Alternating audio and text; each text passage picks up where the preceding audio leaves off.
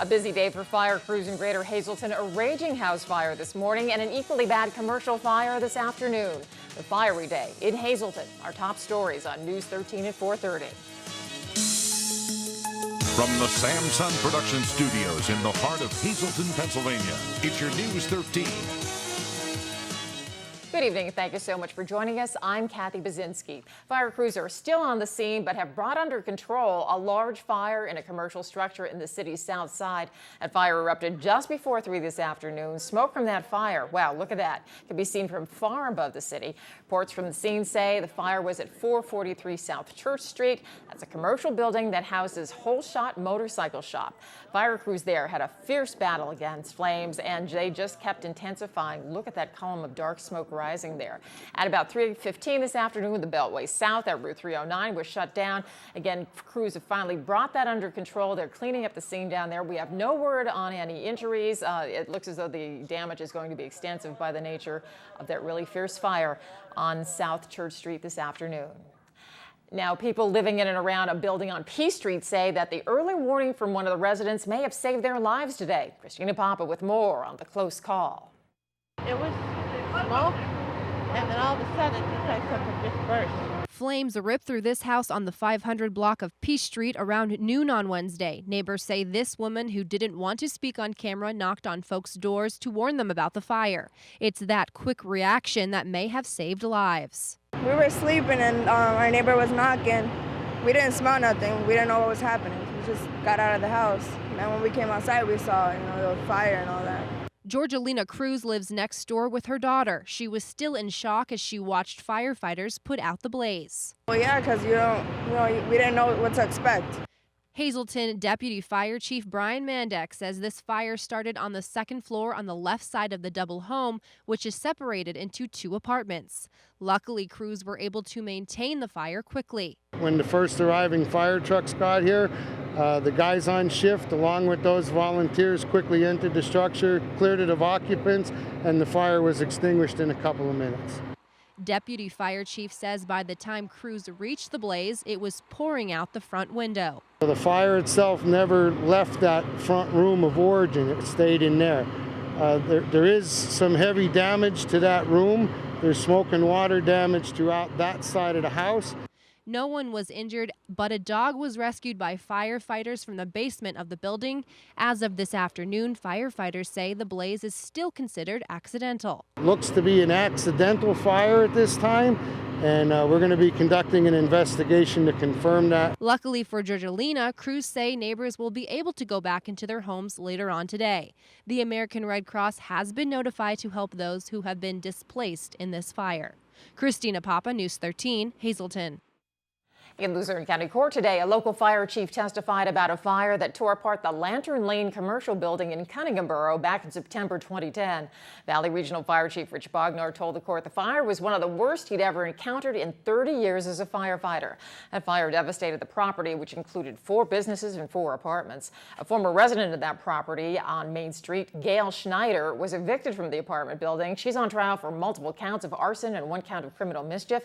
Schneider became a suspect in the Lantern Lane fire after investigators learned she was involved in a criminal incident there a year before. She was evicted for scratching the word "die" on a tenant's door, court papers say. Testimony in that case will continue tomorrow. Confusing afternoon in the investigation into the Boston Marathon bombing. First, reports of an arrest. Then that story pulled back to say that a piece of video revealed a man placing one of the bombs, and now the search is on for that individual. Well, what the FBI says it does have is a clear video from surveillance footage of a young man carrying and perhaps dropping a black bag at the second bombing scene at the finish line of Monday's race, where 2 bombs exploded, killing 3 people and injuring 176. Earlier today, the FBI released these pictures of evidence recovered at the scene, including a piece of circuit board they believe was part of one of the explosive devices. Forensics experts also found the lid of a pressure cooker that apparently was catapulted onto the roof of a nearby building. Bureau also released photos of what was inside the bombs: ball bearings, shards of metal mixed with nails. They also released pictures of shredded material believed to be pieces of the backpacks in which the bombs were contained. Again, in the middle of confusion about a possible arrest today, the FBI still saying at this hour they have video of a suspect, but no actual suspect in custody. And the Secret Service and FBI are now confirming that a letter sent to the president tested an initial positive for the deadly substance ricin. The letter was flagged at a center where mail is processed before it goes to the White House. As a statement from the United States Secret Service, there was a letter addressed to the president that at a off-site mail facility was noticed to have contained a suspicious substance, and tests were undertaken. The FBI has the lead in that investigation, of course, and has said in its statement that they will be conducting further tests to determine what the nature of the substance is. That testing will confirm the actual presence of the poison. Exposure to ricin can kill within 36 hours. There's no antidote. The letter comes a day after a letter mailed to a senator was flagged and also tested positive for ricin. Well, a family, including a pregnant mother and her kids, are living in a Hazleton apartment building contaminated with high levels of lead. There are other problems in that building, but as Matthew Petrillo tells us, the lead poisoning could have lifelong effects on the children. For one Hazleton family, their home sweet home isn't here, where they've been living for the past 6 months. That's because their apartment building has such high levels of lead that it's affecting everyone inside, especially the children. Our kids would go for routine checkups and that, and results came back for one of the girls that they had a high level for lead. The apartment building sits on the 600 block of Alter Street, where resident John Troll says he's afraid for the health of his children. Knowing that all the kids in the house do have lead and the levels are high, it's just that's the amount of stress that we're all getting put under. I gotta watch out because I'm 5 months pregnant. If I get it, the risk of the baby could be I can have a stillborn. A new report from the Centers for Disease Control and Prevention found more than 500,000 children have elevated levels of lead in their blood. It reads, "No safe blood lead level in children has been identified." Lead poisoning is a severe health risk, but it's especially dangerous to children. It could cause insomnia, fatigue, and even loss of appetite. It's 140. The family showed News 13 letters they received from their family doctor showing small amounts of lead in their children. Nobody has their facts straight. The building's manager says the increased levels of lead are the residents' own fault. They wipe the walls down, but they use the same sponge with water when they clean any dust. And they went inside the windowsill where there was dust from outside. They cross-contaminated the wall with the same sponge instead of using Windex or a paper towel. Many older homes still contain lead-based paint, which deteriorates into a fine dust and could be unintentionally inhaled.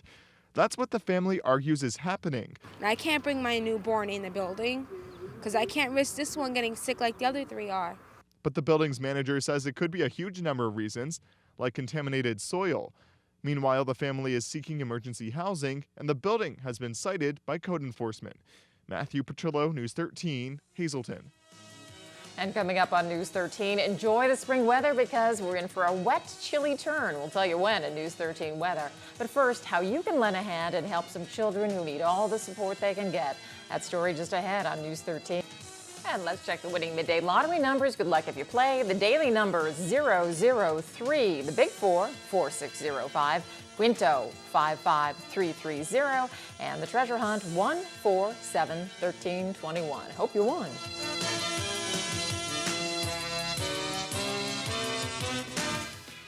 Good evening, everyone, and here's tonight's Talk of the Town report. First tonight, the FM Kirby Center will be hosting Joan Rivers for her show, My Life in Show Business, 135 Years and Counting. The show will be held Saturday, April 27th at 8 p.m. Tickets are now on sale for $39 and $47 at kirbycenter.org or by calling 570-826-1100. And one more quick announcement, the Shenandoah Valley Drama Club will be presenting the musical comedy Spamalot, April 19th and 20th at 7 p.m. and April 21st at 3 p.m. The show will be held in the high school auditorium, and tickets are just $8 for adults and $5 for seniors and students. That's tonight's Talk of the Town.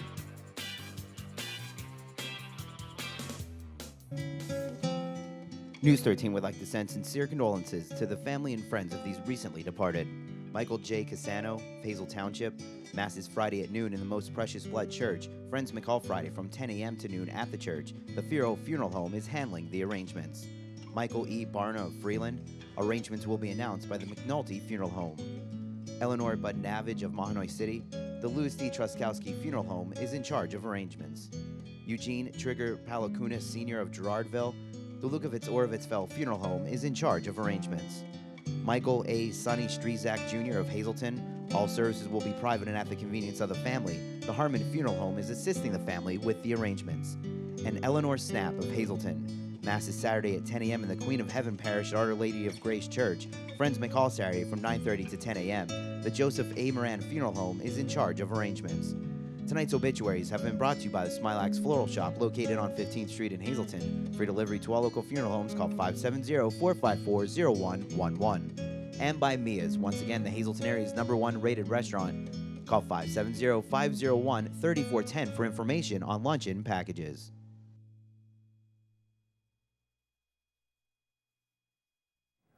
It's a chance to help children who really need some support in life. Helping Hands is holding its annual telethon this Saturday. And as Christina Papa tells us, it's inviting the community to stop by.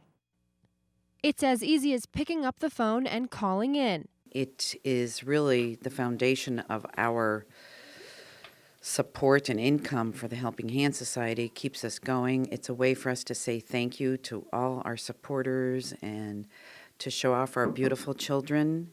Helping Hand Society will hold their 29th annual telethon this Saturday at the Laurel Mall in the JCPenney wing starting at 12 noon. Executive Director at Helping Hands, Mary Beth Cook, says folks should come out to enjoy the celebration. We have anything and everything going on that day. Entertainment. The children that go here are going to perform all day and evening.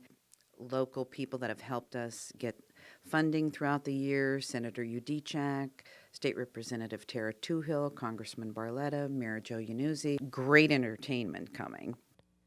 Mary Beth says they couldn't do anything without the support of the community. We have such a great group of people working on it, all volunteers that really pull it together. Marina Norris owns Famous Salon and Spa. Her children have all gone to Helping Hands. One of her children has autism. She says she couldn't have raised her son without their support. This school amazing for special need kids and typical kids. That's why Marina is lending a helping hand and setting up a special table on Saturday. Famous Salon and Spa is going to come. They were there last year and did mini manicures for the children. This year they're doing massages. Helping Hands has recently received a grant, but Mary Beth says that money is already set towards certain expenses here. She says this telethon is where they're going to get most of the money for the year, so folks need to come out to show their support for the children.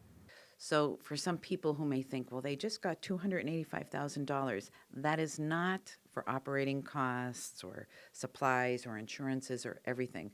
We still need to pay the bills. Folks who are unable to attend can still contact Helping Hands to make a donation. Christina Papa, News 13, Hazelton. And time now for our regional weather from the National Weather Service. Taking a look at the radar, mostly round reflection from radar out of Binghamton. Right now we're in the clear between showery days, so let's enjoy it tonight. Creative condition tonight has a couple of friends enjoying the sunshine. It's by Abigail Throne, a second grader at Valley Elementary, and she and her friend out picking some flowers. Now let's take a look at News 13 weather from the National Weather Service for Greater Hazelton.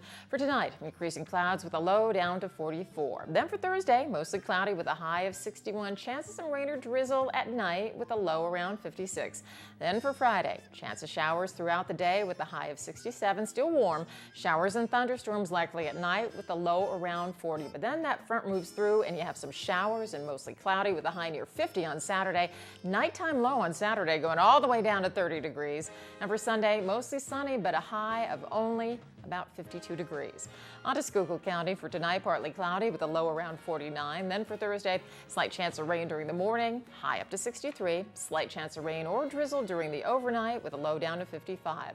For Friday, again, a slight chance of afternoon showers or thunderstorms with the high going all the way to 70. Those storms continuing, though, into the overnight, and some of those storms could produce some heavy rain. The low overnight, 45 degrees. Then for Saturday, morning showers and mostly cloudy, but only getting up into the 50s on Saturday. Overnight low all the way down to freezing at 32. Then for Sunday, mostly sunny, but again, a high of only about 53 degrees. And still ahead on News 13, the past day or so have been perfect baseball weather. Fred Barletta with high school action in News 13 Sports. And then we'll visit a local preschool and celebrate young learners everywhere when News 13 continues.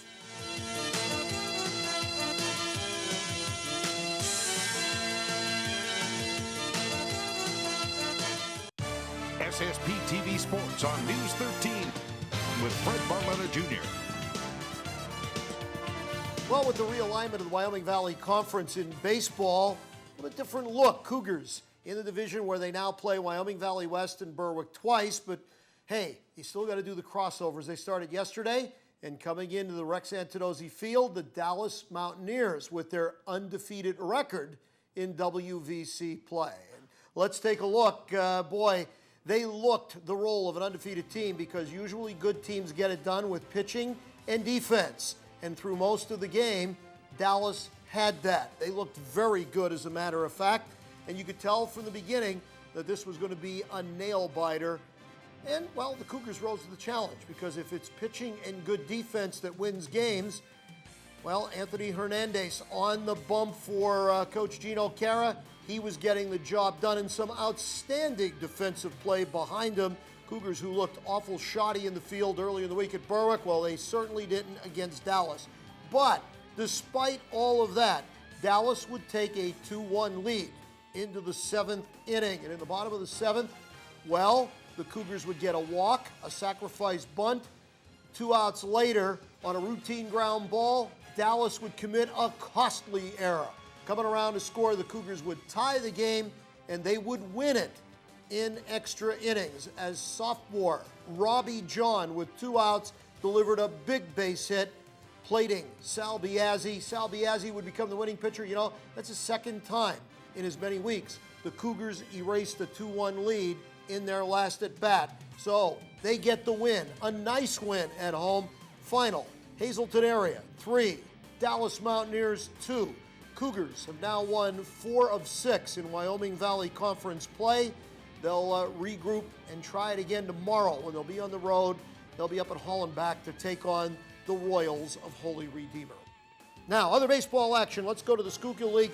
A little bit of a slugfest here, but Marion would prevail. They would upend Weatherly. They actually broke the tie on a wild pitch. Wild way to end the game, huh? But hey, they got the job done. Meanwhile, Blue Mountain shuts out North Schuylkill. In softball action, Monoy shutout winners over Panther Valley, really because Ashley Houlihan on the mound. She gets another shutout. She has been as good as any pitcher in the Schuylkill League so far this year, and she didn't allow any hits yesterday. I have a funny feeling she is going to make Monoy the team to beat. Meanwhile, Gabby Can, Lindsay Nemeth, they all banged out 2 hits. Marion, they get by the Golden Girls of Nativity. Let's go to tennis. They play the best of 5 Berwick. They would win 3-2. Anthony Sideri got a couple of wins for the Cougars, but not enough. Bulldogs prevail. Let's go to the schedule today. Here's what we've got. Let's go back to baseball. MMI hosting Sem, Monoy area. They'll be entertaining Marion. Softball action. The Lady Cougars bring their undefeated record on the road. They're in the back mountain to take on Lake Lehman. MMI, meanwhile, they're in the valley. They'll play Myers. Track and field. You got a big one up at Pittston today. Boys meet and a girls meet. So a double duel up at Charlie Trippey Stadium. Keep your eye on that one. The girls and boys from Hazleton remain undefeated. Berwick, MMI in tennis. That's Tunkhannock Hazleton 1. That's moved to tomorrow. Same with the volleyball. Nanticoke Hazleton area. That's off the boards. That one will be again tomorrow. Minor League Baseball, Russ Kanzler didn't get any hits, but he did walk twice. They're respecting him and his very impressive batting average. Norfolk gets the win. Kyle Landis didn't pitch. His Akron Arrows, easy winners over Trent. And the Rail Riders, they win a nail-biter, 1-0. And the Iron Pigs outlast Pawtucket 8-6. There's your schedule. same games as we've got going when we just gave you in the scoreboard. So status quo, as they say. Middle of the week, and you know what that means at Bottlenecks. It's steak and ale night. You can choose from a variety of their specialty hand-cut steaks, and it's served with unlimited salad and fries for just $9.95. You can't go wrong. Great beer specials all night long as well. Don't forget, kitchen open midnight 7 days a week, and they got those 14 flat screen TVs. A lot of good fun up at Bottlenecks.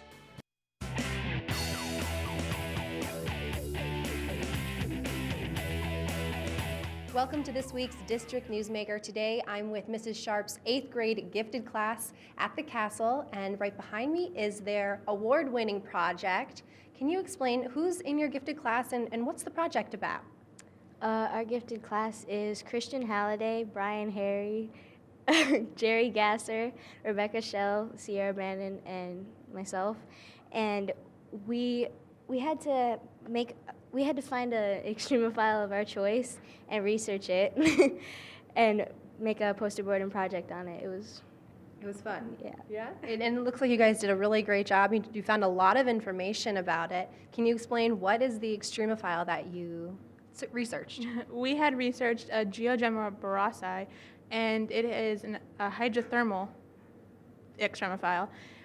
It lives in the hydrothermal vents in the bottom of the ocean, and it basically cannot survive like our human conditions, but it can survive more harsh and extreme conditions than we could. Okay. And I don't think I asked yet, what is an extremophile? An extremophile is an organism that can survive harsh conditions that humans cannot. Okay, so for you guys, you found that extremophile and you decided to put it on Mars to see if it would live, basically. Can you explain what was that about?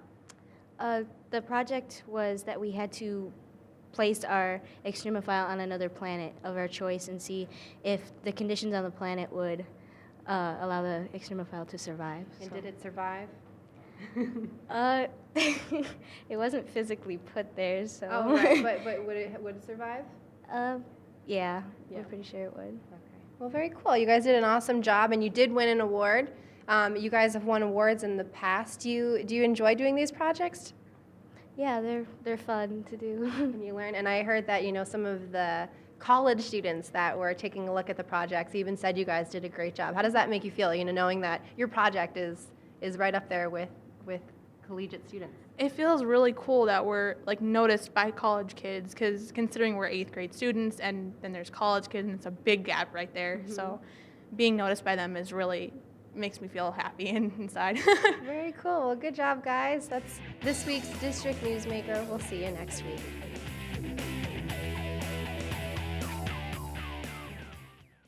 And finally tonight, this is the National Week of the Young Child, and News 13 headed to a local preschool to help celebrate. News 13! Gotta love it. After some gratuitous plugs, I got down to the business of reading a book to the children at the Country Charm Early Learning Center in Drums. The children have been learning the importance of recycling, and we read a book about celebrating Earth Day. The Week of the Young Child is an annual celebration which tries to focus attention on the needs of young children and their families, and to make sure that early childhood programs and services meet their needs. And they were such a terrific group. That's News 13 for your Wednesday. Thank you so much for joining us. You can catch this newscast again with rebroadcast throughout tonight. Just go to News 13's website anytime, SSPTV.com, where you'll always find the local and regional news you need and the community news you want. For the entire News 13 team, thank you so much for joining us. I'm Kathy Bazinski. Have a great night.